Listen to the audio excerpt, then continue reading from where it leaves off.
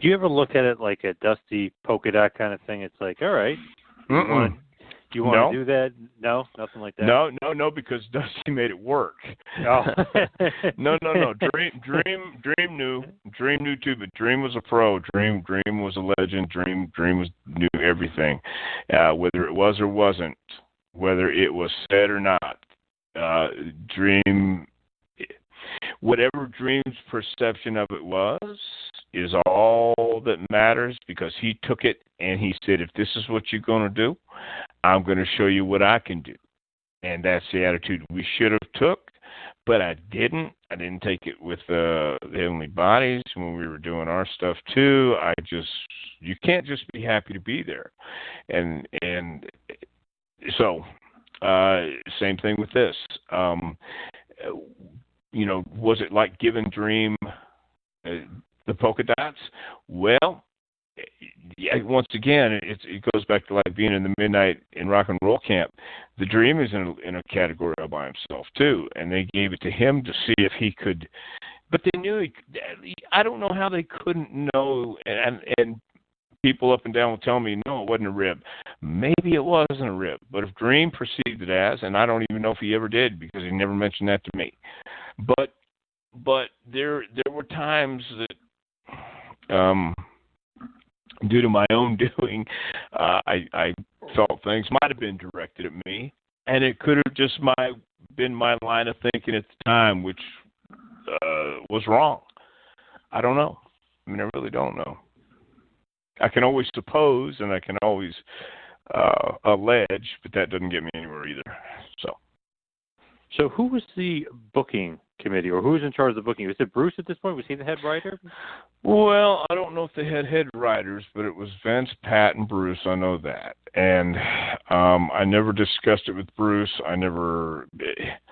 Once again, having someone, especially a family member, in a spot like that is pretty touchy anyway. And it's one of those things that, damned if you do, damned if you don't. And if I would have had more drive, then maybe things would have changed. But at the same time, we don't know. We can't look at it like that. But it was Bruce, Pat, and Vince, and obviously they saw what they saw, and we didn't do anything to change their minds, or didn't try to change their minds or sway anybody's opinion, and figured we'll just work in the ring, they'll see it, and that's it. And I don't know if you've heard this or not, but what we do in the ring is just a minuscule part of what this business is about. So, it was certainly up to us to be proactive if we felt to be proactive, but it was a different culture. It really was. It was a different environment. It was a different lay of the land, and it was it was you were walking through the jungle every day with a new disease or a new animal waiting to jump out from behind the trees or whatever. I mean, I don't know. It was certainly different than it is today, and some good and some bad, by the way. Right. And you could say, like, okay, maybe that gimmick isn't a great gimmick, but it was kind of in line with the new generation era at that point in WWF. Like the smoking guns, the God with the Bodydonnas, it all fit that, pre-Attitude Era WWF, right?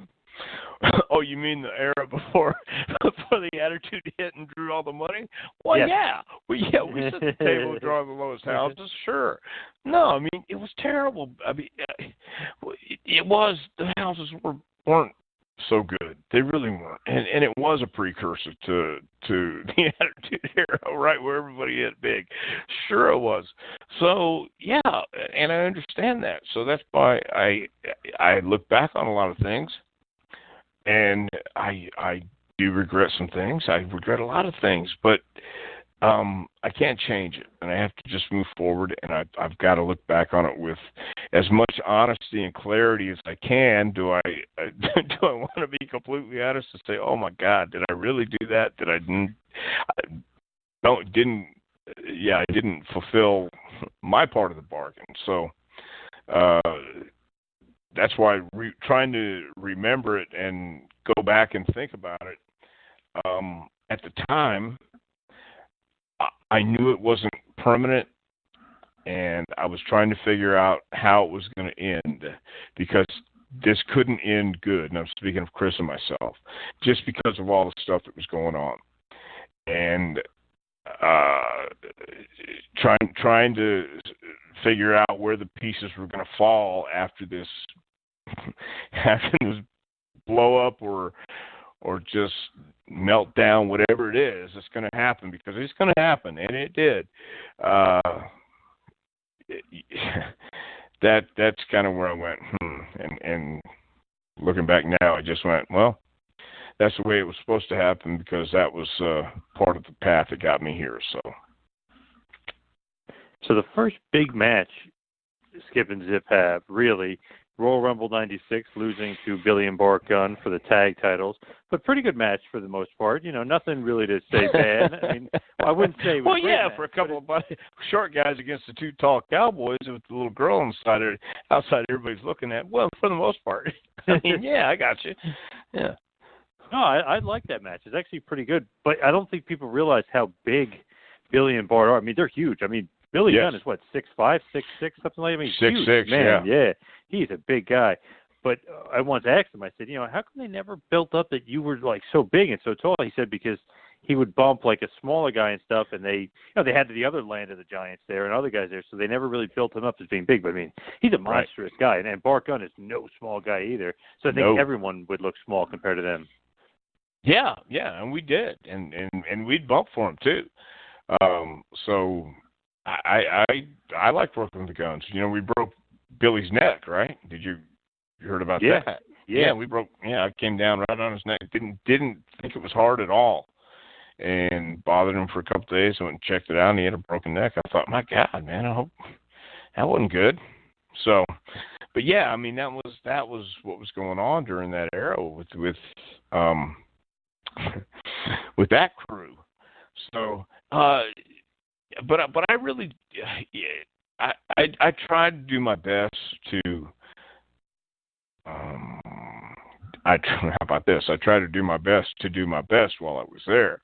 I wasn't always good at ignoring things, but you know, I tried. So, but some of those guys, you're right. Like Billy and Bart were tall, young, ambitious, and Billy was, even back then, he was adamant about what he wanted to do, and it was good to see that fire. He's always had fire. So, any heat when you injured him and hurt his neck? Not that he gave me, or not from anybody else. No. I mean, obviously it wasn't on purpose. It was just one of those freak things. Because honest to God, I must have hit him just right. Because I don't think well, maybe I did hit him that hard, but I thought I hit him pretty light. But he's a tough guy. He went a couple days with it, and I felt like shit afterwards, because you don't want to hurt anybody, but especially somebody you're working with and been working with a program. So yeah, absolutely. Yeah. So eventually they'll have a tag team tournament, because the injury, I mean, they were the champs. They have to kind of give up the title, so they have a tag team title tournament and WrestleMania 12 free-for-all match. So that's kind of like, all right, I guess the Iron Man match, Brett versus Shawn, is going to go an hour, so you can't have every match on the main card. You have to have a shorter main card, so they put an important tag team title match on the free-for-all in the pre-show, and you guys you beat the Godwins in the finals and win the tag titles. Is it the same that it's not on WrestleMania and it's on the pre-show? No. Yeah, it's grateful to be there. Thank you very much. May I have another? But you know, yeah, it's not WrestleMania. It was on the pre-show. We were on the WrestleMania. We were on the card of the WrestleMania card. If that makes any sense. But yeah, again, that should have been us going and saying something to it if we felt that strongly about it. Were there diversions and distractions? Certainly. And we discussed some of them, and there was a couple times when I felt like, well, what do I say and what is my argument? And I didn't want to, at that time, this is the way I felt then. I don't feel that this way now, but I didn't want to come across as a pain in the ass. But I think if you don't become a pain in the ass, or at least speak up for yourself, then you're gonna never get what you want, and you have to do that. But yeah, it was bittersweet, no doubt, and that's what I'm saying. It wasn't like we weren't the Revival. We weren't the guys who can go out and tear the house down today. We could have good matches at that time. I'm going to say this, and I don't want to. I hate to keep beating a dead horse, but at the same time, when you ask, is it the same as WrestleMania being on the pre-show? Anybody who's been there would say, no, it's not. You want to be on WrestleMania. I mean, I did. So you never said anything like, hey, it's a tag team title match for a tag team tournament. The titles were vacant. This is the finals. Maybe this should be on the WrestleMania card. Maybe either another match can be shortened, or something could happen where we make it to the main card, somebody else goes to free-for-all. Nothing was ever said? So let me get this straight. We have Sonny as our manager. Okay. What was that main event of WrestleMania 12 again? Let's see. The Iron Man match with Shawn versus... let's see. Bret Hart. Yeah. Well, I'm just saying, let's go down the card here, okay?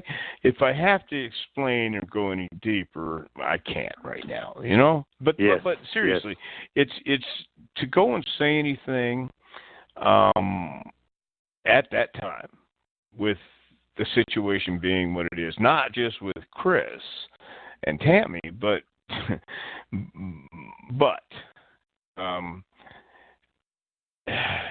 yeah.